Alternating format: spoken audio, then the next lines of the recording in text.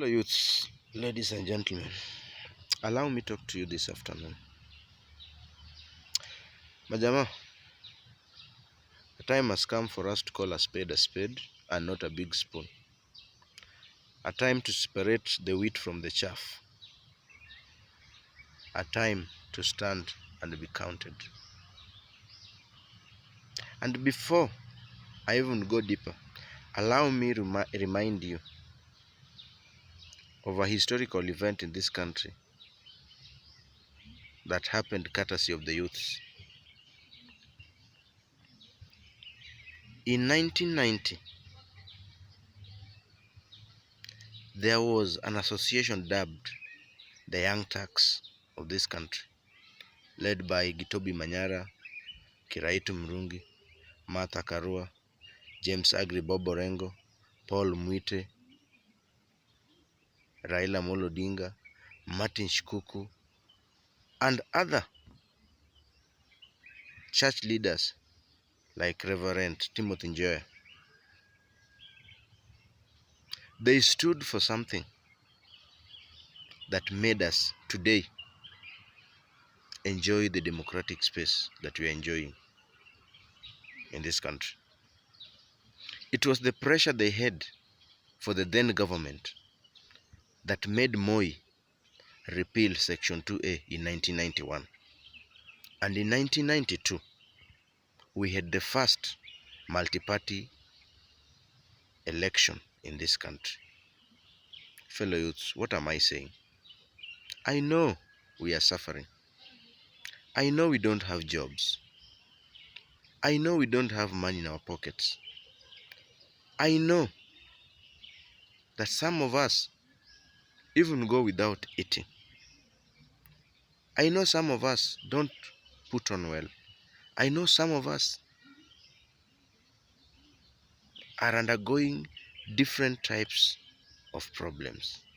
But Majama, kindly, don't give up. There is light at the end of the tunnel. What we need to do as youths, let our voice be heard. Let our voice be heard. The only way our voice can be heard is to sit at the negotiating table. I call upon all the youths across the country. Let us stand up. Let us rise to the occasion. Let us listen to everything and anything that can be of help to us youth in this country. Fellow youths, we have been used for a very long time. We have been used to settle political scores. We have been used to make other leaders enjoy on our behalf. Fellow youths, a time has come for us to dictate and show and give the right direction in this country. It will be our happiness as youths to see a fellow youth being a cabinet secretary. It will be our happiness as youths to see a youth heading a government parastatal.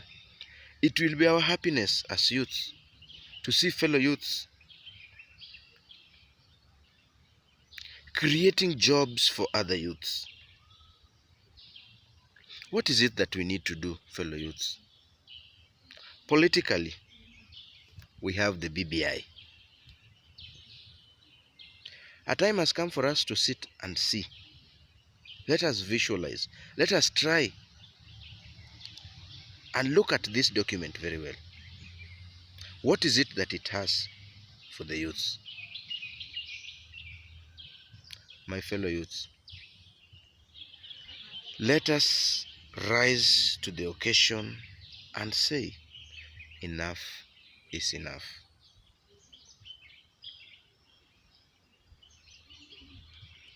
A sage was once said, that if you walk with the poor, you will never be rich. And if you walk with the rich, though poor, automatically the rich people will impact or impart a positive attitude of creating wealth in you, and automatically you'll become rich. It was also said that blessed is the man who walks not in the counsel of the wicked, but takes delight in the Lord, is like a tree planted by the river that withers not during dry season. We have withered for a very long time as youths.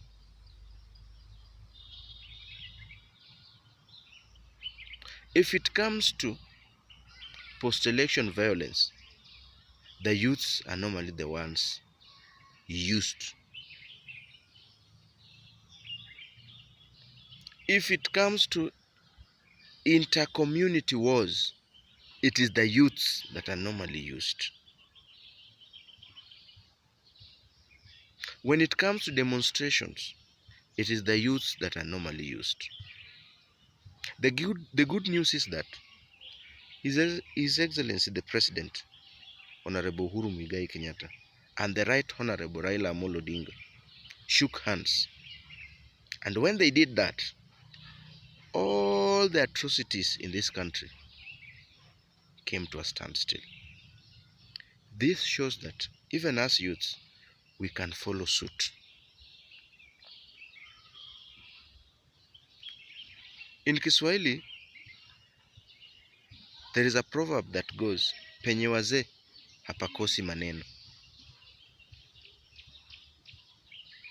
And in English, it is said, what an old man sees while seated, a young man cannot see, even if he climbs the tallest building or tree like the one I'm seated under. So fellow youths, let us support our elders.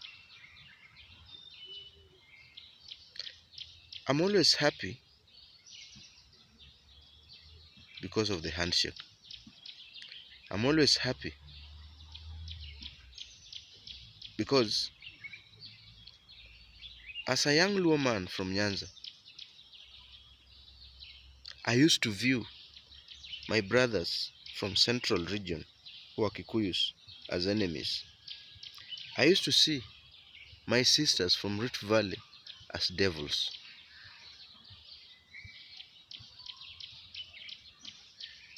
But because the elders of this country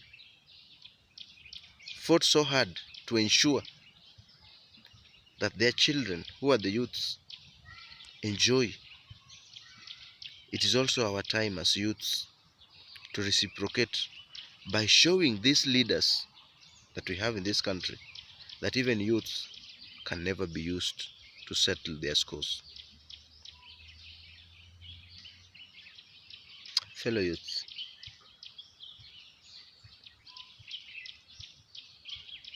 it doesn't kill to love your neighbor. It doesn't kill to embrace other communities. And that is why we are saying that enough is enough. We want to live with our brothers from Ukambani peacefully. We want to live with our brothers from Central peacefully. We want to live with our brothers from Rift Valley peacefully. We want to live with our brothers from Luyaland peacefully. This can only be achieved if we youths refuse to be used as puppets.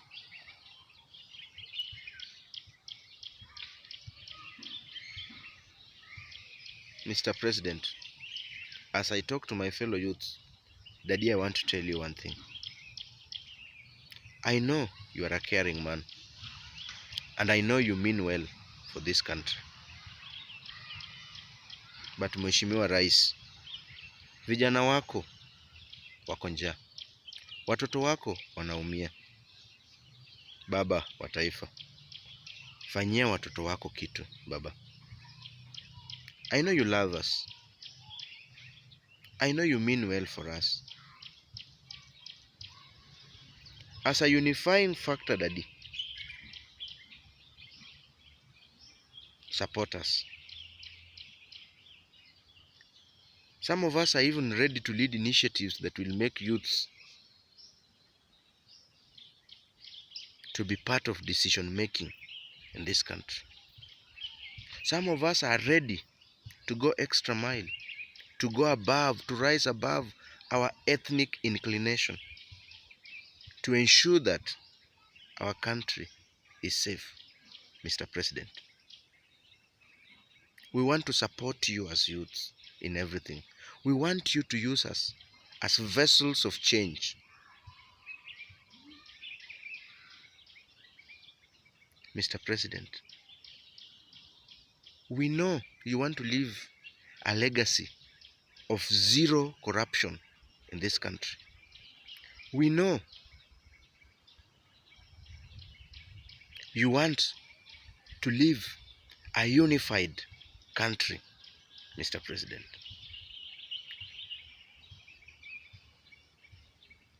We've always known that you are a wise leader.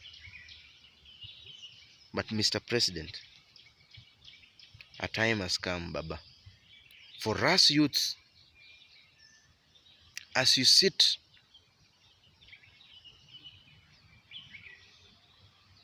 with other senior members of this society in the cabinet, let us also see the face of youths. Mr. President, we love you. We love you, and if there is anything that can be done to extend the term of your leadership, Mr. President, we are ready to support. We are ready to support because we have seen in your second term, Mr. President, you have done a tremendous job, Mr. President. We have seen your true traits as a father figure of this country. That is why as youths, we don't want to be left behind. We will support you, Mr. President. Sisi kama vijana tutakusupport, Daddy. And as we support you, I want to ask my fellow youths,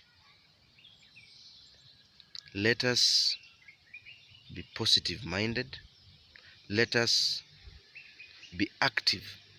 Let us come up with ideas that will propel our country to the next level. Fellow youths, as I finish, it is better to die for something than dying for nothing. Let us stand, rise to the occasion, defend our country. Let us defend our country against these cartels. People who are stealing everything, including nothing. People whose saliva, people whose lips are salivating for that which is meant for us, the youth. People who don't have human feeling. Fellow youths, Raila Amolo Odinga has fought so hard against corruption. The president has fought so hard against corruption. Our elders like Francis Atwoli, they've stood even in public